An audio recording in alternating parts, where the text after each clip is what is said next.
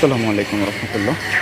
হচ্ছে Toyota B6 এইটা আমরা যে কাজটা করতেছি, কাস্টমার কমপ্লেন ছিল আমার গাড়িটা রানিং কন্ডিশনে উনি যখন বের হচ্ছিল হঠাৎ যখন লক হয়, লকের ভিতরটা একটু শব্দ করার পরে ওনার গাড়িটা আর আনলক হয় না, ওনারা এই ডোরটা আর খুলতে পারে না। তো ফাইনালি আমরা এই গাড়িটা রিসিভ করি, অনেক কষ্টের পর আমরা এটা ডোরটা আনলক করেছি। তো আলহামদুলিল্লাহ আমরা এই কাজগুলো অ্যাভেলেবেল করে থাকি। আপনাদের যে কোনো ধরনের গাড়ি, হাইব্রিড নন হাইব্রিড, আমাদের সাথে যোগাযোগ করতে পারেন, আমরা অ্যাভেলেবেল এই কাজগুলো করে থাকি। এটা হচ্ছে নোহা স্কোয়ার হাইব্রিড, এটা হচ্ছে মডেল ইয়ার 17। এটারও কিছু প্রবলেম আছে, আমরা কাজ করতেছি। আমাদের এপাশে আরেকটা গাড়ি আছে, এটা হচ্ছে নিসান এক্সটেল হাইব্রিড। এই গাড়িটাতে পানি ঢুকেছে।